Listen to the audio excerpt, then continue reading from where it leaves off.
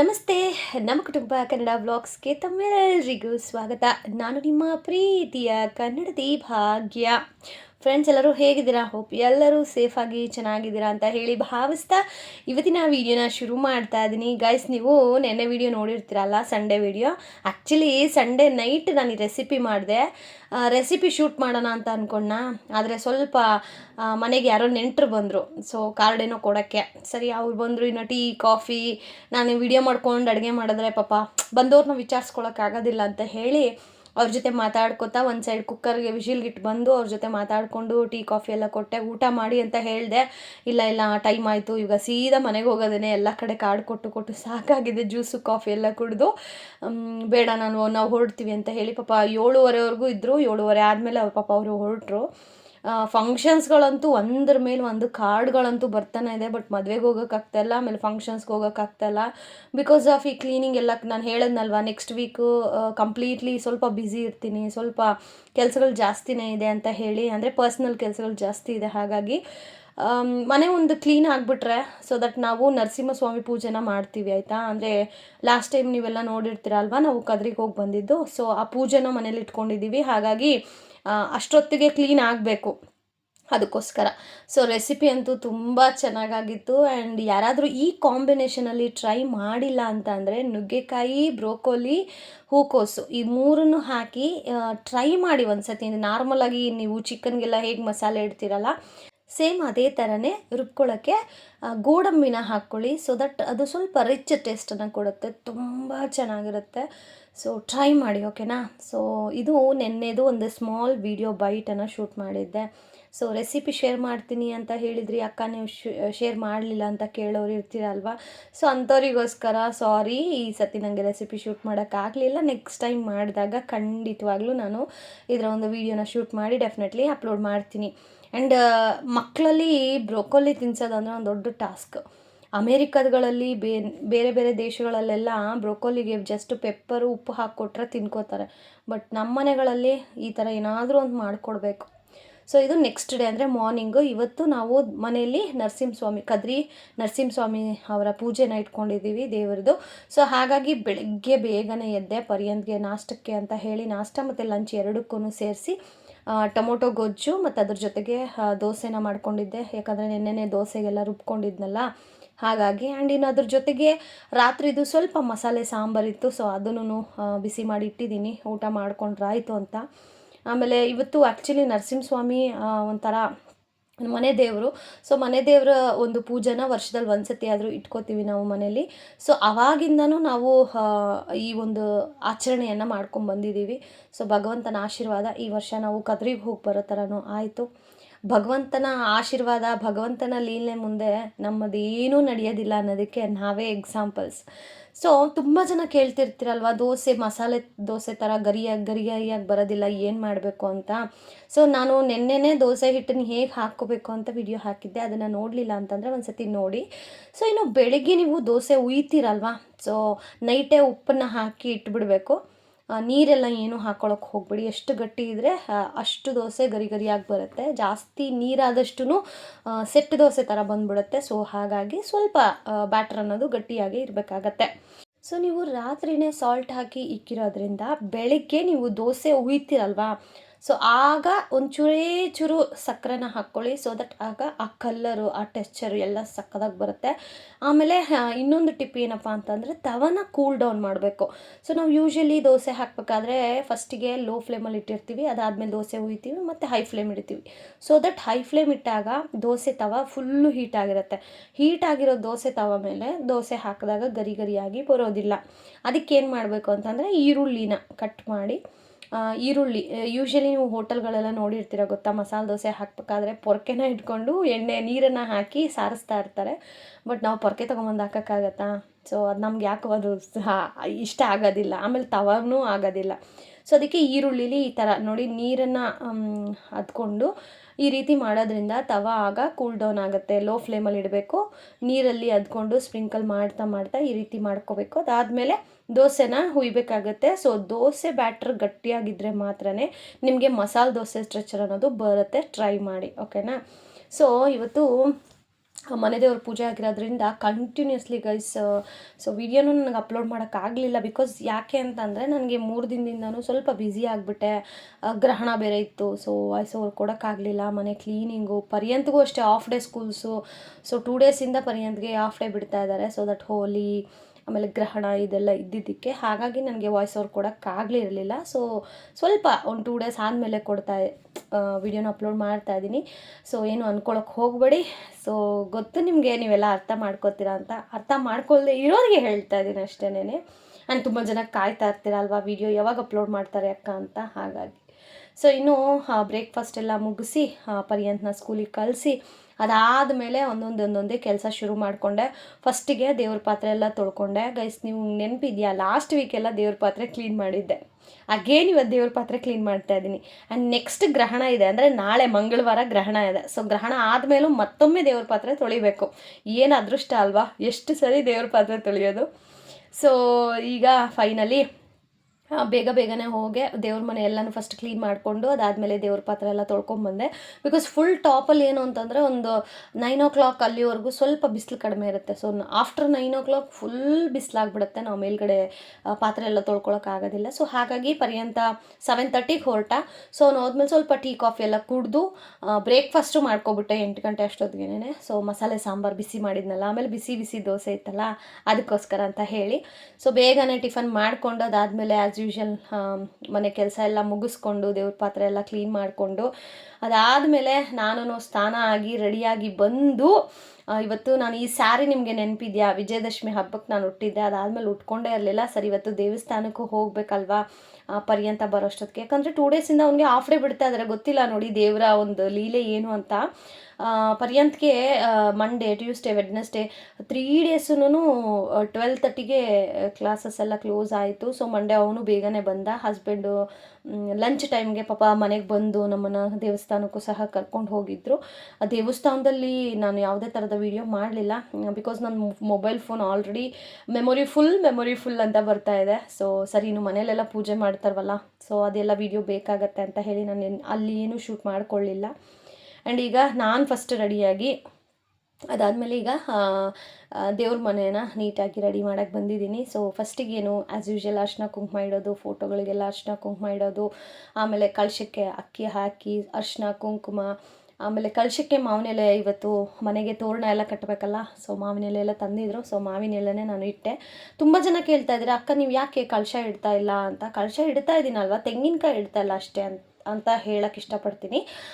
ತುಂಬ ಜನ ಕೇಳಿದರು, ಅಂದರೆ ನನಗೆ ಗೊತ್ತಿರೋರು ನಮ್ಮ ಸಬ್ಸ್ಕ್ರೈಬರ್ಸ್ ತುಂಬ ಜನಕ್ಕೆ ನಂದು ನಂಬರ್ ಇದೆ. ಸೊ ವಾಟ್ಸಪ್ಪಲ್ಲೆಲ್ಲ ಕೇಳ್ತಾರೆ, ಅಕ್ಕ ನೀವು ಯಾಕಕ್ಕ ತೆಂಗಿನಕಾಯಿ ಇಡ್ತಾ ಇಲ್ಲ ಅಂತ. ಗೊತ್ತಿಲ್ಲ ಅವ್ರು ಯಾಕೆ ಕಮೆಂಟ್ ಮಾಡೋದಿಲ್ಲ, ಡೈರೆಕ್ಟ್ ಮೆಸೇಜ್ ಮಾಡ್ತಾರೆ. ಆ್ಯಂಡ್ ವಿಡಿಯೋ ಬರೋದಿಲ್ವ ಅಂತಲೂ ಸಹ.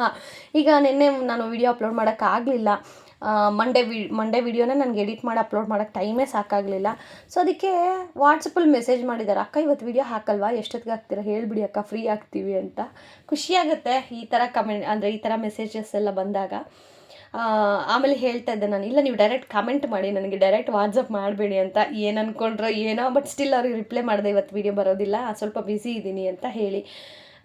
ಅದಾದಮೇಲೆ ಈಗ ಕಳಶಕ್ಕೆ ಯಾಕೆ ತೆಂಗಿನಕಾಯಿ ಇಡ್ತಾ ಇಲ್ಲ ಅಂತ ಹೇಳೋದಾದರೆ, ನೋಡೋಣ ಏನಾದರೂ ಚೇಂಜಸ್ ಕಾಣಿಸುತ್ತಾ ಅಂತ. ಯಾಕಂದರೆ ನಮ್ಮ ತಾಯಿ ಮನೇಲಿ ನಾನು ಕಳಶ ಇಡ್ತಿರ್ಲಿಲ್ಲ, ತೆಂಗಿನಕಾಯಿ ಎಲ್ಲ ಇಡ್ತಿರ್ಲಿಲ್ಲ ಮೊದಲು. ಬರೀ ಈ ಥರ ಎಲೆ ಇಡ್ತಾ ಇದ್ವಿ. ಪುಟಾಣಿ ಬರುತ್ತೆ, ಉದ್ದಗಿರುತ್ತೆ ಕಳಶದ ಚೊಂಬದು, ಈ ಥರ ರೌಂಡಾಗಿರೋದಿಲ್ಲ, ಉದ್ದಗಿರುತ್ತೆ. ಅದರಲ್ಲಿ ಕಳಶಕ್ಕೆ ಎಲೆ ಇಡ್ಬೋದು ಅಷ್ಟೇನೆ, ತೆಂಗಿನಕಾಯಿ ಇಡೋಕ್ಕಾಗೋದಿಲ್ಲ. ಸೊ ಆ ಥರ ಕಳಶ ನಮ್ಮ ಮನೇಲಿ ಇದ್ದಿದ್ದು. ಅದು ಇಟ್ಟಾಗಿಂದ ಓಕೆ ಬಟ್ ಏನಾದರೂ ಚೇಂಜಸನ್ನು ಮಾಡಬೇಕಲ್ಲ, ಆಗ ಗೊತ್ತಾಗುತ್ತೆ ನಮಗೆ ಮನೇಲಿ ಏನಾದರೂ ಚೇಂಜಸ್ ಆಗ್ತಾ ಇದೆಯಾ ಇಲ್ವಾ ಅನ್ನೋದೊಂದು. ಅದಕ್ಕೆ ನೋಡೋಣ, ಟ್ರೈ ಮಾಡೋಣ. ತೆಂಗಿನಕಾಯಿ ಹಿಡ್ದಿರ ನಮ್ಮ ತಾಯಿಯ ಅವ್ರ ಮನೆ ಸಂಪ್ರದಾಯನ, ಅಂದರೆ ನಮ್ಮನೆ ಸಂಪ್ರದಾಯನ ನೋಡೋಣ ಅಂತ ಹೇಳಿ ಮಾಡ್ತಾ ಇದ್ದೀನಿ. ಸೊ ಚೇಂಜಸ್ ಏನಾದರೂ ಗೊತ್ತಾದರೆ ಡೆಫಿನೆಟ್ಲಿ ಖಂಡಿತವಾಗ್ಲೂ ಶೇರ್ ಮಾಡ್ತೀನಿ. ಇಲ್ಲ ಅಂತಂದರೆ ಆ್ಯಸ್ ಯೂಶಲ್ ಹಸ್ಬೆಂಡ್ ಮನೆಯ ಪ್ರಕಾರನೇ ನಾನು ಕಳಶನ ಇಟ್ಟು ಪೂಜೆನ ಮಾಡ್ತೀನಿ. ಸೊ ಇಲ್ಲಿ ಪೂಜೆ ಎಲ್ಲ ಆಗೋಷ್ಟೊತ್ತಿಗೆ ಒಂದು 12:30 ಆಗೋಯಿತು. ಸೊ 12:30ಗೆ ಪರ್ಯಂತಲ್ಲಿ ಸ್ಕೂಲ್ ಬಿಟ್ಟಾಗ ನನಗೆ ನೋಟಿಫಿಕೇಷನ್ ಬರುತ್ತೆ. ಸೊ ಬೇಗ ಕೆಲಸ ಎಲ್ಲ ಮುಗಿಸ್ಕೊಂಡು ಈಗ ಕೆಳಗಡೆ ಮನೆಗೆ ಹೋಗ್ತಾ ಇದ್ದೀನಿ. ಸೊ ಕೆಳಗಡೆ ಮನೆಗೆ ಏನಕ್ಕೆ ಅಂತಂದರೆ ನಾವಿಬ್ಬರು ಒಟ್ಟಿಗೆ ಹಬ್ಬ ಮಾಡೋದು. ಯಾವತ್ತೇ ಆಗಲಿ ಒಂದು ಪೂಜೆ ಆಗಲಿ ಇನ್ನೊಂದಾಗಲಿ ನಾವು ಯಾವಾಗಲೂ ಜೊತೆಲೇ ಮಾಡ್ತೀವಿ. ಜೊತೆಲಿ ಮಾಡೋಕ್ಕೂ ಒಂದು ಕಾರಣ ಇದೆ. ಸೊ ಈಗ ದಾಸಪ್ಪ ಅಂದರೆ ಹೋಗಿ ಅಡುಗೆಗೆಲ್ಲ ಸಹಾಯ ಮಾಡಿ ರಸಮ್ಮು ಪಾಯಸ ಏನೇನೆಲ್ಲ ಮಾಡಿದ್ದೀವಿ ತೋರಿಸ್ತೀನಿ ನೋಡಿ. ಸೊ ಅಲ್ಲಿಗೆ ಹೋಗಿ ಅಡುಗೆಗೆ ಪ್ರಿಪ್ರೇಷನ್ ಎಲ್ಲ ಮಾಡಿ ಅಡುಗೆ ಎಲ್ಲ ರೆಡಿ ಆದಮೇಲೆ ಪರ್ಯಂತಕ್ಕೆ ಕರ್ಕೊಂಡು ಹಸ್ಬೆಂಡು ಪಾಪ ಲಂಚ್ ಟೈಮ್ ಬಂದರು. ಸೊ ಆಲ್ಮೋಸ್ಟ್ 1:30 1 ಹಾಗೆ ನಾವು ದೇವಸ್ಥಾನಕ್ಕೆ ಹೋಗಿ ಬಂದ್ವಿ. ಹೋಗಿ ಬಂದಮೇಲೆ ಆ್ಯಸ್ ಯೂಶ್ವಲ್ ಡ್ರೆಸ್ ಚೇಂಜ್ ಮಾಡಿಕೊಂಡು ಇನ್ನು ಸಾಯಂಕಾಲ ಅಷ್ಟೊತ್ತಿಗೆ ದಾಸಪ್ಪ ಬರ್ತಾರೆ. ಸೊ ಇದೇ ನೋಡಿ ನರಸಿಂಹಸ್ವಾಮಿಯವರ ಪೂಜೆನ ಮಾಡುವಂತಹ ವಿಧಾನ. ಇಲ್ಲಿ ಹಸಿಟ್ಟೆಲ್ಲ ಹಾಕಿರ್ತೀವಲ್ಲ ಅದ್ರ ಮೇಲೆ ನರಸಿಂಹಸ್ವಾಮಿಯ ಮೂರ್ತಿಗಳನ್ನು ತಂದು ದಾಸಪ್ಪ ಅಂದರೆ ಇವರೇ. ಸೊ ಇವರೇನು ಮಾಡ್ತಾರೆ, ದೇವ್ರದ್ದು ವಿಗ್ರಹ ಎಲ್ಲ ಇರುತ್ತೆ. ಸೊ ಆ ವಿಗ್ರಹಗಳನ್ನೆಲ್ಲ ಇಲ್ಲಿಟ್ಟು ನೀಟಾಗಿ ಪೂಜೆ ಮಾಡಿ ಕೊಡ್ತಾರೆ. ಸೊ ನಾನು ಪೂಜೆ ಸಮಯದಲ್ಲಿ ಇಟ್ಟಿದ್ದೀನಿ, ಕಾಣಿಸ್ತಾ ಇದೆಯಾ? ಅಕ್ಕ ಅವ್ರದ್ದು ಆ ಕಡೆ ಪೂಜೆ ಅದು ನಮ್ಮದು, ಇದು ಈ ಕಡೆ ಇರೋದು ಅಕ್ಕ ಅವ್ರದ್ದು. ಸೊ ಹೀಗೆ ಇಬ್ಬರೂ ಪೂಜೆ ಕೊಡ್ತೀವಿ, ಬಟ್ ಒಟ್ಟಿಗೆ ಮಾಡ್ತೀವಿ. ಒಟ್ಟಿಗೆ ಮಾಡೋದಕ್ಕೂ ಕಾರಣ ಇದೆ. ಯಾಕೆ ಅಂತಂದರೆ ನಮ್ಮ ಮಾವನವರು, ನಮ್ಮ ಅತ್ತೆಯವರು ಕಟ್ಟಿಸಿದಂಥ ಮನೆ ಇದು. ಸೊ ಅವರು ಓಡಾಡಿರೋ ನೆಲ ಇದು. ಮೇಲ್ಗಡೆ ಮನೆ ಆವಾಗಿನ್ನೂ ಕಟ್ಟಿರಲಿಲ್ಲ, ಫಿನಿಶ್ ಆಗಿರಲಿಲ್ಲ, ಜಸ್ಟ್ ಗೋಡೆಗಳನ್ನು ಕಟ್ಟಿ ಫಿನಿಶ್ ಮಾಡಿದರು. ಸೊ ನಾವು ಮೇಲ್ಗಡೆ ಎಷ್ಟೇ ಪೂಜೆ ಮಾಡಿದ್ರೂ ಕೆಳಗಡೆ ನಮ್ಮ ಅತ್ತೆ ಮಾವ ಬದುಕಿ ಬಾಳಿರೋ ಮನೆ ಅದು. ಸೊ ಅದಕ್ಕೋಸ್ಕರ ಅಂತ ಹೇಳಿ ನಾವು ಜೊತೆಯಲ್ಲಿ ಅವರು ಓಡಾಡಿರುವಂತಹ ನೆಲದಲ್ಲಿ, ಅವರಿರುವಂತಹ ಜಾಗದಲ್ಲಿ, ಅವರು ನಮಗೋಸ್ಕರ ಬಿಟ್ಟೋದಂತಹ ನೆನಪುಗಳ ಜೊತೆಗೆ ನಾವು ಈ ಪೂಜೆಯನ್ನು ಮಾಡ್ತೀವಿ. ಈಗ ಸ್ವಲ್ಪ ನನಗೆ ಬೇಜಾರಾಗುತ್ತೆ ಹೇಳ್ಕೊಳ್ಳೋಕ್ಕೆ. ಯಾಕೆ ಅಂತಂದರೆ ನಮ್ಮ ಅತ್ತೆ ಮಾವ ನಮಗೆ ಮಾಡಿರೋಷ್ಟು ಒಂದು ಇದು ಬೇರೆ ಎಲ್ಲೂ ನಾನು ನೋಡಿಲ್ಲ ಅಂತ ಅನ್ಕೋತೀನಿ. ಯಾಕೆ ಅಂತಂದರೆ 6 ಜನ ಗಂಡ್ಮಕ್ಳು, ಅವರಷ್ಟೂ ಜನಕ್ಕೂ ಒಂದು ನೆಲೆ ಮಾಡಿ ಅವ್ರದ್ದೇ ಆದಂತಹ ಒಂದು ಐಡೆಂಟಿಟಿನ ಒಂದು ಐಡೆಂಟಿಟಿನ ಕೊಟ್ಟು ಬೆಳೆಸೋದಿದೆಯಲ್ಲ, ನಿಜವಾಗ್ಲೂ ಕಷ್ಟನೇ. ಇನ್ನೂ ಯಾಕಂದರೆ 6 ಜನ ಮಕ್ಕಳು ಅಂದರೆ ಲೆಕ್ಕ ಹಾಕ್ಕೊಳ್ಳಿ, 6 ಜನ ಗಂಡು ಮಕ್ಕಳು, ಇನ್ನಿಬ್ಬರು ಹೆಣ್ಮಕ್ಳು ಅಂತಂದರೆ ಅಲ್ಲಿಗೆ 8 ಜನ ಮಕ್ಕಳನ್ನ ಲೈಫಲ್ಲಿ ಸೆಟ್ಲ್ ಮಾಡಿಸೋದು ಅಂತಂದರೆ ಸುಮ್ಮನೆ ಅಲ್ಲ. ಬಟ್ ಕೊನೇ ಮಗ ಅಂದರೆ ನಮ್ಮ ಯಜಮಾನ್ರು. ಸೊ ನಮಗೆ ಸ್ವಲ್ಪ ಮದುವೆ ಆಗಿದ್ದು ಲೇಟು, ಎಲ್ಲ ಲೇಟಾಗಿರೋದ್ರಿಂದ ನಾವೊಬ್ಬರೇ ಹೀಗೆ ಅಂತ ಹೇಳೋಕ್ಕೆ ಇಷ್ಟಪಡ್ತೀನಿ. ಮಿಗ್ದವರೆಲ್ಲ ಆಲ್ಮೋಸ್ಟ್ ಎಲ್ಲ ಲೈಫಲ್ಲಿ ಸೆಟ್ಲ್ ಮಾಡಿಸಿದ್ದಾರೆ ನಮ್ಮ ಅತ್ತೆ ಮಾವ.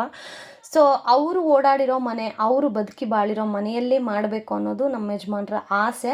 ಆಮೇಲೆ ಇವತ್ತಿಗೂ ನಮ್ಮ ಅತ್ತೆ ಯಾವಾಗಾದರೂ ನಮ್ಮ ಯಜಮಾನ್ರ ಕನಸಲ್ಲಿ ಬಂದಾಗ ಹೇಳೋದು ಒಂದೇ ಮಾತು, ಕೃಷ್ಣ ನೀನು ಯಾರನ್ನೂ ಬಿಟ್ಕೊಡ್ಬೇಡ, ಎಲ್ರೂ ಚೆನ್ನಾಗಿ ನೋಡ್ಕೊ, ಎಲ್ಲರನ್ನೂ ಒಟ್ಟಾಗಿ ನೋಡ್ಕೊ. ಈ ಒಂದು ಮಾತು ನಮ್ಮ ಯಜಮಾನ್ರಿಗೆ ಎಷ್ಟು ಅದು ಇನ್ನರಲ್ಲಿ ಫೀಲ್ ಆಗುತ್ತೆ ಅಂತಂದರೆ, ಅವ್ರು ಬದುಕಿದ್ದಾಗಲೂ ಮಾತನ್ನು ತೊಗೊಂಡಿದ್ರು, ನಿಮ್ಮ ಅಣ್ಣ ತಮ್ಮಂದ್ರನ್ನ ಯಾವತ್ತೂ ಬಿಟ್ಕೊಡಬೇಡ ಅಂತ. ಅದನ್ನು ನಾನು ಒಪ್ಕೋತೀನಿ. ಸೊ ಇವತ್ತಿಗೂ ನಮ್ಮ ಯಜಮಾನ್ರು ಆ ಮಾತಿಗೆ ಬದ್ಧರಾಗಿದ್ದಾರೆ. ಒಂದು ಪಕ್ಷ ನನ್ನನ್ನಾದರೂ ಒಂದು ಸ್ವಲ್ಪ ಕೇರ್ ಮಾಡದೇ ಇರ್ಬೋದು, ಬಟ್ ಅಣ್ಣ ತಮ್ಮ ಅಂತ ಬಂದಾಗ ಮೊದಲಿಗೆ ನಿಂತ್ಕೋತಾರೆ. ಸೊ ಹಾಗಾಗಿ ಅವರು ಹಾಕ್ಕೊಟ್ಟಂತಹ ದಾರಿ, ನಾವು ಆ ದಾರಿಲಿ ನಡ್ಕೊಂಡು ಹೋಗಬೇಕು. ಇದೊಂದು ಕಾರಣಕ್ಕೆ ಯಾರು ಏನೇ ಅಂದ್ಕೊಂಡ್ರೂ ಪರವಾಗಿಲ್ಲ ಅಂತ ಅಂದರೂ ಇವತ್ತಿಗೂ ನಾವು ನಮ್ಮ ಅತ್ತೆ ಮಾವ ಏನು ಓಡಾಡಿದಾರೋ ಈ ಮನೆ ಅಂದರೆ ಕೆಳಗಡೆ ಮನೆ, ನೀವು ಇವಾಗ ಏನು ನೋಡ್ತಾ ಇದ್ದೀರಲ್ಲ, ಸೊ ಇಲ್ಲೇ ನಮ್ಮ ಅತ್ತೆ ನಮ್ಮ ಮಾವ ಕಷ್ಟಪಟ್ಟು ಕಟ್ಟಂತಹ ಮನೆ ಇದು. ಎಲ್ಲರೂ ಅವರವರೇ ಲೈಫಲ್ಲಿ ಸೆಟ್ಲಾಗಿದ್ದಾರೆ. ಸೊ ನಾವಿಬ್ಬರು ಈಗ ಒಟ್ಟಿಗಿದ್ದೀವಿ. ಸೊ ಹಾಗಾಗಿ ಪ್ರತಿ ವರ್ಷ ರಮೇಶ್ ಅಣ್ಣವರು ಬರ್ತಾಯಿದ್ರು. ಬಟ್ ಈ 2-3 ವರ್ಷಗಳಿಂದ ಅವರು ಅಲ್ಲೇ ಮಾಡ್ಕೋತಾ ಇದ್ದಾರೆ. ಮನೆ ದೇವ್ರ ಹಬ್ಬ ಅಲ್ವಾ. ಸೊ ವರ್ಷಕ್ಕೊಂದ್ಸತಿ ನೀವು ಯಾವಾಗಾದರೂ ಮಾಡ್ಬೋದು. ವರ್ಷಕ್ಕೊಂದ್ಸತಿ ನೀವು ಕದ್ರೆ ಹುಣ್ಣಿಮೆ, ಕದ್ರೆ ನರಸಿಂಹಸ್ವಾಮಿ ದೇವಸ್ಥಾನಕ್ಕೆ ಹೋಗಿ ಬಂದು ಆ ಸ್ವಾಮಿಯ ಪೂಜೆಯನ್ನು ಮನೆಯಲ್ಲಿ ನೀವು ಮಾಡಬೇಕಾಗತ್ತೆ ಅಂತ. ಸೊ ಹಾಗಾಗಿ ತುಂಬ ಜನಕ್ಕೆ ಡೌಟ್ ಇರುತ್ತಲ್ಲ, ನಿಮ್ಮ ಮನೇಲಿ ಯಾಕೆ ಮಾಡಲ್ಲ, ಇಲ್ಲಿ ಯಾಕೆ ಮಾಡ್ತೀರಾ ಅಂತ. ಸೊ ಅಣ್ಣ ತಮ್ಮಂದ್ರಿಬ್ರು ಮಾತಾಡಿಕೊಂಡು ಯಾರು ಏನು ಇನ್ಚಾರ್ಜ್ ತೊಗೋಬೇಕು, ಯಾರು ಯಾವ ಇನ್ಚಾರ್ಜ್ ತೊಗೋತಾರೆ, ಇವೆಲ್ಲವನ್ನ ಮಾತಾಡಿಕೊಂಡು ಒಟ್ಟಿಗೆ ನಾವು ಹಬ್ಬವನ್ನು ಮಾಡ್ತೀವಿ. ಆಮೇಲೆ ಪಾತ್ರೆಗಳು ತೊಳೆಯೋದಿಂದ ಇರ್ಬೋದು, ಇವಾಗ ಮಾಡಿರೋದಾಗಿರಬಹುದು, ಇಡೋದಾಗಿರ್ಬೋದು, ಎಲ್ಲವೂ ಅಷ್ಟೇ ನಾವು ಒಟ್ಟಿಗೆ ಮಾಡ್ತೀವಿ. ಸೊ ಖುಷಿಯಾಗತ್ತೆ ಒಟ್ಟಿಗೆ ಮಾಡ್ತಾ ಇದ್ದೀವಿ ಅಂತ ಹೇಳೋಕ್ಕೇ. ಆ್ಯಂಡ್ ಇನ್ನು ಇಲ್ಲಿ ಏನೇನೆಲ್ಲ ಮಾಡಿದ್ದೀವಿ ಅಂತ ನಿಮಗೆ ತೋರಿಸ್ತಾ ಇದ್ದೀವಿ. ಫಸ್ಟಿಗೆ ಪಾಯಸ, ಅನ್ನ, ರಸ, ಆಲೂಗಡ್ಡೆ ಪಲ್ಯ, ಹೆಸರು ಬೇಳೆ, ಬೀನ್ಸ್ ಪಲ್ಯ, ಆಮೇಲೆ ಮೇನಾಗಿ ತುಂಬ ಮುಖ್ಯವಾಗಿ ಕಾಳು ಸಾರು, ಮುದ್ದೆ. ಸೊ ಇದಂತೂ ಇರಲೇಬೇಕು. ಸೋಮವಾರನೇ ನಾವು ಈ ಪೂಜೆನ ಮಾಡ್ಕೊಂಡ್ವಿ. ಯಾಕೆ ಅಂತಂದರೆ ಮಂಗಳವಾರ ಗ್ರಹಣ ಇದೆ. ಸೊ ಗ್ರಹಣ ಇದ್ದರೆ ಪೂಜೆ ಮಾಡಿ ಅಡುಗೆ ಎಲ್ಲ ಮಾಡೋದು ಲೇಟ್ ಆಗುತ್ತಲ್ವಾ. ಸೊ ಪೂಜೆ ಮಾಡಿಸಿದ್ಮೇಲೆ ಒಂದು 10 ಜನಕ್ಕೆ ಊಟ ಹಾಕಿಸ್ಬೇಕು. ಸೊ ಅದು ಪುರೋಹಿತರು ಹೇಳಿರೋದು. ಹಾಗಾಗಿ ಸರಿ ಸೋಮವಾರನೇ ಮಾಡ್ಕೊಬಿಡೋಣ, ಮಂಗಳವಾರ ನಮಗೂ ಎಲ್ಲ ಕ್ಲೀನಿಂಗ್ ಮಾಡ್ಕೊಳ್ಳೋಕ್ಕೆ ಸರಿ ಹೋಗುತ್ತೆ ಅಂತ ಹೇಳಿ ನಾವು ಸೋಮವಾರನೇ ಈ ಒಂದು ಪೂಜೆಯನ್ನು ವ್ರತವನ್ನು ನಾವು ಮಾಡಿದ್ವಿ. ಸೊ ಇನ್ನು ಎಲ್ಲ ಆಯಿತಾ. ಒಂದು ಸೈಡು ನಮ್ಮ ಯಜಮಾನ್ರು ಪೂಜೆಗೆ ಎಡೆ ಇಡ್ತೀರಲ್ವ ನರಸಿಂಹಸ್ವಾಮಿ ದೇವರಿಗೇ ಎಡೆ ಇಡ್ತೀವಿ. ನಮ್ಮ ಕಡೆ ನಾವು ವೆಜ್ಜೇ ಇಡ್ತೀವಿ, ಕೆಲವೊಂದು ಕಡೆ ನಾನ್ ವೆಜ್ ಮಾಡ್ತಾರೆ. ಲಿಟ್ರಲಿ ನಂಗೆ ಗೊತ್ತಿಲ್ಲ ಅದು ಯಾವ ಪದ್ಧತಿಯಲ್ಲಿ ನಾನ್ ವೆಜ್ ಇಡ್ತಾರೆ ಅಂತ. ಬಟ್ ನಮ್ಮ ಕಡೆ ಎಲ್ಲ ನಾವು ವೆಜ್ಜೇ ಪೂಜೆಗೆ ಯಾವುದೇ ಒಂದು ವ್ರತ ಮಾಡಿದ್ರೂ ಪೂಜೆಗಳಲ್ಲಿ ನಾವು ಮೇನಾಗಿ ಇಡೋದೆ ವೆಜ್. ನಾನ್ ವೆಜ್ ಅಂತೂ ನಾವು ಮಾಡೋದೇ ಇಲ್ಲ. ಹಾಗಾಗಿ ಒಳಗಡೆ ಈಗ ನಮ್ಮ ಯಜಮಾನ್ರು ಅಲ್ಲಿ ಎಡೆಗೆಲ್ಲ ರೆಡಿ ಮಾಡ್ಕೊತಾ ಇದ್ದರು. ನಾನು ಅಂದರೆ ಅವ್ರಿಗೆ ಏನೇನು ಬೇಕು ನಾನು ತೊಗೊಂಬಂದು ಕೊಡ್ತಾ ಇದ್ದೆ. ಈಗ ಇಲ್ಲಿ ಅಕ್ಕ ಮುದ್ದೆ ತೊಳಸ್ತಾ ಇದ್ದರು. ಸೊ ಅಕ್ಕ ಮುದ್ದೆ ತೊಳ್ಸೋದ್ರಲ್ಲಿ ಎಕ್ಸ್ಪರ್ಟ್. ಸೊ ಹಾಗಾಗಿ ಮುದ್ದೆ ಅಂತಂದರೆ ಮುದ್ದೆ ಒಂದಿದು ಅಕ್ಕನಿಗೇನೆ. ಅದಕ್ಕೆ ಇದು ದೊಡ್ಡದಲ್ವಾ, ತುಂಬ ಜನಕ್ಕೋಸ್ಕರ ಮಾಡ್ತಾ ಇರೋದಲ್ವ, ಅಕ್ಕನಿಗೆ ಒಂದು ಆಗ್ತಾ ಇರಲಿಲ್ಲ ಅಂತ ಹೇಳಿಬಿಟ್ಟು ಅಣ್ಣ ಬಂದರು. ಸೊ ಅಣ್ಣ ಒಂದು ಸೈಡ್ ಇಟ್ಕೊಂಡು ಅಕ್ಕ ಇನ್ನೊಂದು ಸೈಡು ತೊಳಸ್ತಾ ಇದ್ದರು. ಸೊ ಇದು ಒಂದು ಕೋಆರ್ಡಿನೇಷನ್ ಅಂತ ತೋರಿಸುತ್ತೆ. ಯಾಕೆಂತಂದರೆ ಈಗ ನಾನು ಹಸ್ಬೆಂಡು ಒಂದು ಕೆಲಸ ಮಾಡ್ತಾಯಿದ್ರೆ ಅಕ್ಕ ಅವರು ಒಂದು ಕೆಲಸ ಮಾಡ್ತಾ, ಇದನ್ನು ನಾವು ಯೂನಿಟಿ ಅಂತ ಕರಿತೀವಿ. ಈಗೆಲ್ಲೂ ಈ ಥರ ಸಿಗೋದಿಲ್ಲ ಬಿಡಿ ಕಾಣಲಿಕ್ಕೆ. ಸೊ ಅದಾದಮೇಲೆ ಮುದ್ದೆ ಎಲ್ಲ ತೊಳಸಿ ಪೂಜೆಗೆಲ್ಲ ಇಟ್ಟು, ಪೂಜೆದೇನು ವಿಡಿಯೋ ಮಾಡಲಿಲ್ಲ, ಯಾಕಂದರೆ ಅಷ್ಟೊತ್ತಿಗೆ ಆಲ್ರೆಡಿ ನಾವು ಯಾರನ್ನ ಇನ್ವೈಟ್ ಮಾಡಿದ್ರಲ್ಲ ಅವರೆಲ್ಲ ಬರೋಕ್ಕೆ ಶುರುವಾದರು. ಸೊ ಹಾಗಾಗಿ ಬಂದವ್ರಿಗೆಲ್ಲ ಫಸ್ಟ್ ಊಟಕ್ಕೆ ಇಡಬೇಕು. ನಾನು ಫೋನ್ ಇಟ್ಕೊಂಡು ಕೂತ್ಕೊಂಡ್ರೆ ಆಗುತ್ತಾ? ಸೊ ಆಗೋದಿಲ್ಲ, ನಮ್ಮ ಮನೆ ಪೂಜೆ ಅಲ್ವಾ. ಹಾಗಾಗಿ ಸೊ ನಾನೇನು ಮಾಡಿದೆ, ಮುದ್ದೆ ತೊಳ್ಸೋದು ಮಾತ್ರ ವಿಡಿಯೋ ಮಾಡಿಕೊಂಡೆ. ಅದಾದಮೇಲೆ ಒಬ್ಬೊಬ್ಬರೇ ಬರೋಕ್ಕೆ ಶುರುವಾಯಿತು. ಆ್ಯಕ್ಚುಲಿ ಮುದ್ದೆ ತೊಳಸ್ಬೇಕಾದ್ರೇ ಬಂದರು ಒಬ್ಬೊಬ್ಬರೇ. ಬಟ್ ಪೂಜೆಗೆ ಎಡೆಗೆಲ್ಲ ನಾವು ಇಡ್ತಾ ಇದ್ವಿ. ಅಷ್ಟೊತ್ತಿಗೆ ಮುದ್ದೆನೂ ಆಯಿತು. ಸರಿ, ಮುದ್ದೆ ಆದ ತಕ್ಷಣವೇ ಬಿಸಿ ಬಿಸಿ ಇಟ್ಟರೆ ಅದೊಂದು ಚೆನ್ನಾಗಿರುತ್ತೆ ಅಂತ ಹೇಳಿ, ಈಗ ನೋಡಿ ಫಸ್ಟಿಗೆ ಈ ಥರ ತೊಳಸ್ತಾ ಇದ್ರಾ, ಆಗಲಿಲ್ಲ ಅಕ್ಕನ ಕೈಲಿ. ಸೊ ಅದಾದಮೇಲೆ ನಮ್ಮ ಅಣ್ಣ ಹಿಡ್ಕೊಂಡು ಒಂದು ಸೈಡ್ ನಮ್ಮ ಅಕ್ಕ ಈ ಥರ ಮಾಡ್ತಾಯಿದ್ದಾರೆ. ಸೊ ಹಸ್ಬೆಂಡಲ್ಲಿ ದೇವ್ರ ಮನೇಲಿ ನಿಮಗೆ ಕಾಣಿಸ್ತಾ ಇದೆಯಾ ಗೈಸ್, ಅಲ್ಲಿ ಎಲೆ ಎಲ್ಲ ಹಾಕಿದ್ದಾರೆ. ಸೊ ಇವಾಗ ಅವ್ರೋಗಲ್ಲಿ ಎಡೆ ಹಾಕ್ತಾರೆ. ಹೀಗೆ ಒಬ್ಬೊಬ್ಬರು ಒಂದೊಂದನ್ನು ಮಾತಾಡಿಕೊಂಡು ಕೆಲಸಗಳನ್ನು ಡಿವೈಡ್ ಮಾಡಿಕೊಂಡು ನಾವು ಮಾಡ್ಕೋತೀವಿ. ಆ್ಯಂಡ್ ಇಲ್ಲಿ ನಾನು ವೀಡಿಯೋ ಮಾಡ್ತಾಯಿದ್ದೀನಿ. ಇಲ್ಲಿ ಇವಾಗ ಯಾರೂ ಬಂದಿರಲಿಲ್ಲ. ಸೊ ನಾನು ಏನು ವೀಡಿಯೋ ಮಾಡ್ತಾಯಿದ್ನೋ ಅಷ್ಟೊತ್ತಿಗೆ ಇವಾಗ ನಮ್ಮ ಅಣ್ಣ ಮಾತಾಡ್ಸಿದ್ರು ಗೊತ್ತಾ. ಸೊ ಆಲ್ರೆಡಿ ಒಬ್ಬೊಬ್ಬರು ಬರೋಕ್ಕೆ ಶುರುವಾದರು. ಸೊ ಇನ್ನೂ ಫೋನ್ ನೋಡ್ಕೊಂಡು ವೀಡಿಯೋ ಮಾಡ್ತಾ ಕೂತ್ರೆ ಆಗೋದಿಲ್ಲ ಅಂತ ಹೇಳಿ ಆವಾಗ ನಾನು ತೆಗೆದಿಟ್ಟು ಫೋನನ್ನು ಆಮೇಲೆ ಬಂದವ್ರಿಗೆಲ್ಲ ಊಟ ಹಾಕಿ, ನಾನು ಊಟ ಮಾಡೋಷ್ಟೊತ್ತಿಗೆ 9:30 ಆಗಿತ್ತು. ಆ್ಯಕ್ಚುಲಿ ಉಪವಾಸ ಇರಬೇಕು ಈ ವ್ರತ ಎಲ್ಲ ಮಾಡಬೇಕಾದ್ರೆ. ಸೊ ನನಗೆ ಗ್ಯಾಸ್ಟ್ರಿಕ್ ಇದೆ, ಉಪವಾಸ ಇದ್ದರೆ ಆಗೋದಿಲ್ಲ. ಆಮೇಲೆ ಇನ್ಯಾರೂ ಉಪವಾಸ ಇರಲಿಲ್ಲ, ಪಾಪ ನಮ್ಮ ಅಕ್ಕ ಒಬ್ಬರೇ ಇದ್ದಿದ್ದು. ಸೊ ಅವರು ಒಬ್ಬರು ಉಪವಾಸ ಇದ್ದರೆ ನಾವೆಲ್ಲ ಉಪವಾಸ ಇದ್ದಂಗೆ ಅನ್ನೋ ಥರ. ಪಾಪ ಫಸ್ಟ್ ಅವ್ರು ಉಪವಾಸ ಬಿಡಬೇಕು ಅಂತ ಹೇಳಿ ಅಕ್ಕನಿಗೆ ಫಸ್ಟು ಇದೆಲ್ಲ ಆದಮೇಲೆ ಪೂಜೆ ಮಂಗಳಾರತಿ ಎಲ್ಲ ಆದಮೇಲೆ ದಾಸಪ್ಪ ಎಲ್ಲ ಬಂದು ನಮಗೆಲ್ಲ ನಾಮ ಇಟ್ಟು ಪೂಜೆ ಮಾಡಿ ಅವ್ರಿಗೆ ದಕ್ಷಿಣೆ ಎಲ್ಲ ಕೊಟ್ಟು ಅವ್ರನ್ನ ಕಳಿಸಿ ಇದೆಲ್ಲ ಮಾಡೋಷ್ಟೊತ್ತಿಗೆ ಅವತ್ತಿನ ದಿನ ಹೇಗಿತ್ತು ಅಂತಂದರೆ, ಲಿಟ್ರಲಿ ಈ ಬೇಸಿಗೆಯಲ್ಲಿ ಈ ಥರ ಪೂಜೆಗಳನ್ನು ಇಟ್ಕೊಂಡ್ರೆ ಹೆಣ್ಮಕ್ಳಿಗೆ ಲಿಟ್ರಲಿ ಕಂಫರ್ಟಬಲ್ ಡ್ರೆಸ್. ಆ್ಯಕ್ಚುಲಿ ನಾನು ಡ್ರೆಸ್ ಹಾಕ್ಕೊಂಡಿದ್ದೆ. ಕಿಚನಲ್ಲಿ ಅಡುಗೆ ಮಾಡೋ ಅಷ್ಟೊತ್ತಿಗೆ ನನಗೆ ಫುಲ್ಲು ಬೆವರು ಬಂದು ಆಗ್ತಾನೇ ಇರಲಿಲ್ಲ. ಸೊ ಯಾವಾಗ ಹೋಗಿ ಫಸ್ಟ್ ನಮ್ಮ ಯೂನಿಫಾರ್ಮ್ ಹಾಕೋತೀವೋ ಅಂತ ಅನ್ನಿಸ್ತಾ ಇತ್ತು. ಸೊ ಆಮೇಲೆ ಇನ್ನೇನು ಆಗೋದಾಗಿದೆ ಅಲ್ಲ ಅಂತ ಹೇಳಿಬಿಟ್ಟು ಅದಾದಮೇಲೆ ಹೋಗಿ ನಾನು ಡ್ರೆಸ್ ಚೇಂಜ್ ಮಾಡ್ಕೊಂಡು ಬಂದು ಊಟಕ್ಕೆ ಕೂತ್ಕೊಂಡಿದ್ದು. ಬಿಕಾಸ್ ಫುಲ್ ಸ್ವೆಟ್ ನಾನು ನೆಂದೋಗ್ಬಿಟ್ಟಿದ್ದೀನಿ, ಫ್ಯಾನ ಹಾಕೋಗಿಲ್ಲ. ಪಾಪ ಎಲ್ಲರೂ ಊಟ ಮಾಡ್ತಾಯಿದ್ದಾರೆ. ಅದಕ್ಕೆ ಸರಿ ಅಂತ ಹೇಳಿ ಎಲ್ಲರಿಗೂ ಊಟಕ್ಕಿಟ್ಟು ಅದಾದಮೇಲೆ ಹೋಗಿ ನಾನು ಡ್ರೆಸ್ ಚೇಂಜ್ ಮಾಡಿಕೊಂಡು ಬಂದು ಒಂದು 9:30 ಆಗಿತ್ತು ನಾವು ಊಟ ಮಾಡೋಷ್ಟೊತ್ತಿಗೆ. ಪರ್ಯಂತ ಇವತ್ತು ಬೇಗ ಬಂದಿದ್ದು ತುಂಬಾ ಖುಷಿ ಆಯಿತು. ದೇವಸ್ಥಾನಕ್ಕೆ ಹೋಗೋ ಥರ ಆಯಿತು. ಇವೆಲ್ಲನೂ ಏನನ್ಸುತ್ತೆ ಅಂತಂದರೆ, ನಮ್ಮ ಹಿರಿಯರು ಸುಮ್ಮನೆ ಯಾವುದೇ ಒಂದು ಪೂಜೆಗಳಾಗಲಿ ಪದ್ಧತಿಗಳಾಗಲಿ ಇಟ್ಟಿರೋದಿಲ್ಲ. ಸೊ ಇವೆಲ್ಲವೂ ಸಂಬಂಧಗಳನ್ನು ಒಟ್ಟುಗೂಡಿಸೋದಾಗಿರಲಿ ಅಥವಾ ದೇವರನ್ನು ಪೂಜೆ ಮಾಡೋದಾಗಿರಲಿ, ಇವೆಲ್ಲವೂ ನಮ್ಮ ಹಿರಿಯರಿಂದನೇ ನಾವು ಕಲ್ತಿರೋದು. ನಿಜವಾಗ್ಲೂ I am very proud of my self. ನಾನು ಈ ಒಂದು ಕುಟುಂಬಕ್ಕೆ, ಈ ಮನೆಗೆ ಸೊಸೆಯಾಗಿ ಬಂದಿರೋದಕ್ಕೆ ನಾನು ತುಂಬಾ ಪ್ರೌಡ್ ಫೀಲಿಂಗ್ ಇದೆ. ಆ ಒಂದು ಪ್ರೌಡ್ ಮೂಮೆಂಟನ್ನು ನಾನು ಯಾವತ್ತೂ ಹಾಗೆ ಇಟ್ಟಿರ್ತೀನಿ. ಮುಂದಕ್ಕೂ ಎಲ್ಲರೂ ಈ ಮನೆ ಸೊಸೆ ಅಂತ ಹೇಳಿ ಗೌರವ ಕೊಡೋ ಥರನೇ ನಾನು ನಡ್ಕೋತೀನಿ. ಯೂಟ್ಯೂಬ್ ಚಾನಲ್ ಮಾಡಿದಾಗಲೂ ಅಷ್ಟೇ ನನ್ನ ಫ್ಯಾಮಿಲಿಯ ಸಪೋರ್ಟ್ ತುಂಬ ಚೆನ್ನಾಗಿದೆ. ನಮ್ಮ ಯಜಮಾನ್ರಾಗಿರ್ಬೋದು, ನನ್ನ ಭಾವಂದ್ರಾಗಿರ್ಬಹುದು, ಎಲ್ಲರೂ ಪರವಾಗಿಲ್ಲ ಮಾಡು, ನೀನು ಮಾಡ್ತೀಯಾ ಅಂತ ಹೇಳಿ ತುಂಬಾ ಒಂದು ಮೋಟಿವೇಶನ್ ಕೊಟ್ಟಿದ್ದಾರೆ. ಖುಷಿಯಾಗತ್ತೆ. And I am so blessed ಅಷ್ಟೇ. ಸೊ ನಾನು ಪ್ರತಿ ಸತಿ ಹೇಳ್ತಾ ಇರ್ತೀನಿ, ದೇವ್ರ ಹತ್ರ ಎಲ್ಲೋ ಒಂದು ಹೂವು ಜಾಸ್ತಿ ಇಟ್ಟಿರ್ತೀನಿ. ಅದಕ್ಕೇ ಇಂಥ ಒಂದು ಒಳ್ಳೆ ಕುಟುಂಬ, ಇಂಥ ಒಂದು ಒಳ್ಳೆ ಗಂಡ, ಅಡ್ಜಸ್ಟ್ ಮಾಡ್ಕೊಳ್ಳೋ ಫ್ಯಾಮಿಲಿ ಮೆಂಬರ್ಸನ್ನು ಕೊಟ್ಟಿರೋದು. So happy. ಸೊ ಈಗ ನಾನು ಫೈನಲಿ ಊಟ ಮಾಡ್ತಾಯಿದ್ದೀನಿ. ನನಗೆ ಬಡಿಸ್ತಾ ಇರೋದು ಕಲಾ. ಕಲಾನೂ ಬಂದಿದ್ಲು, ಪಾಪ ತುಂಬ ಹೆಲ್ಪ್ ಮಾಡಿಕೊಟ್ಟು ಹೋದ್ಲು. ಸೊ ಅವರು ಪೂಜೆನ ವೆಡ್ನಸ್ಡೇ ಇಟ್ಕೊಂಡಿದ್ದಾರೆ. ಸೊ ಅವ್ರ ಮನೆಗೂ ಪೂಜೆಗೆ ಹೋಗಬೇಕು. ಆದರೆ ಅದು ಸ್ಮಾಲ್ ವಿಡಿಯೋ ಬೈಟನ್ನು ಶೂಟ್ ಮಾಡಿ ನಿಮಗೆ ಶೇರ್ ಮಾಡ್ತೀನಿ. ಸೊ ಕಲಾ ಒಂದು ಸೈಡ್ ಅವ್ರದ್ದು ಎಲೆ ಹಾಕ್ಕೊಂಡಿದ್ದಾರೆ. ಸೊ ಅವರು ಬಡಿಸ್ಕೊತ ನನಗೂ ಬಡಿಸ್ತಾ ಹಾಗೇನೆ. ಬಿಕಾಸ್ ಲಿಟ್ರಲಿ ನನಗೆ ಬೆಳಗ್ಗೆ ಮಧ್ಯಾಹ್ನ ನಾನು ದೋಸೆ ಟೊಮೊಟೊ ಗೊಜ್ಜು ತಿಂದಿದ್ದು ಬೆಳಗ್ಗೆ ಒಂದು 8 o'clock ಹಾಗೆ. ಅದಾದಮೇಲೆ ನಾನು ಊಟನೇ ಮಾಡಿರಲಿಲ್ಲ. ಬಾಳೆಹಣ್ಣು ಅವೆಲ್ಲ ತಿಂದಿದ್ದೆ. ನಾನು ಆಲ್ರೆಡಿ ನನಗೆ ಈ ಥರ ತಲೆ ಬಗ್ಗಿದ್ರೆ ತಲೆ ಎಲ್ಲ ಚಕ್ಕರ್ ಬರ್ತಾಯಿತ್ತು. ಸೊ ಹಾಗಾಗಿ ಇದಾಗದೇ ಇರೋ ಕೆಲಸನಪ್ಪ ಬೇಡ ಅಂತ ಹೇಳಿ ಒಂದು 9:30 ಅಷ್ಟೊತ್ತಿಗೆ ಆಲ್ಮೋಸ್ಟ್ ಎಲ್ಲ ಬಂದು ಹೋಗಿದ್ರು. ಸೊ ಕೊನೆಯದಾಗಿ ನಾವು ಊಟ ಮಾಡ್ತಾ ಇದ್ವಿ. ಸೊ ಈ ರೀತಿ ಇತ್ತು ನೋಡಿ ಹಬ್ಬದ ಒಂದು ಪೂಜೆಯ ಒಂದು ವಿಡಿಯೋ. ಹೇಗೆ ಅನ್ನಿಸ್ತು? ನೀವೂ ನರಸಿಂಹಸ್ವಾಮಿ ಪೂಜೆಯನ್ನು ಮಾಡ್ತೀರಾ? ಮಾಡೋ ಹಾಗಿದ್ರೆ ಕಮೆಂಟ್ ಮಾಡಿ. ಇವತ್ತಿನ ವಿಡಿಯೋ ಹೇಗೆ ಅನ್ನಿಸ್ತು ಅನ್ನೋದನ್ನು ತಪ್ಪದೆ ಕಮೆಂಟ್ ಮಾಡಿ ಅಂತ ಹೇಳ್ತಾ, thank you so much for watching wins. Lots of love. ಇದೇ ಥರ ಮತ್ತಷ್ಟು ವಿಡಿಯೋಗಳು ಬರುತ್ತೆ, ಎಂಜಾಯ್ ಮಾಡ್ತಾ ಹೋಗಿ. ಆ್ಯಂಡ್ ಖಂಡಿತವಾಗ್ಲೂ ನಾಳೆ ಗ್ರಹಣದ ವಿಡಿಯೋ ತುಂಬ ಚೆನ್ನಾಗಿ ಬಂದಿದೆ. ಸೊ ಅದನ್ನು ಶೇರ್ ಮಾಡ್ತೀನಿ. ಗ್ರಹಣದಲ್ಲಿ ನೀವು ಮಾಡುವಂತಹ ತಪ್ಪುಗಳು ಎಷ್ಟೋ ಸತಿ ಹೇಳಿದ್ರು ಮತ್ತೆ ಮತ್ತೆ ರಿಪೀಟ್ ಮಾಡ್ತೀರಾ. ಏನವು ತಿಳ್ಕೊಬೇಕಂದ್ರೆ ನಾಳೆವರೆಗೂ ವೆಯ್ಟ್ ಮಾಡಿ.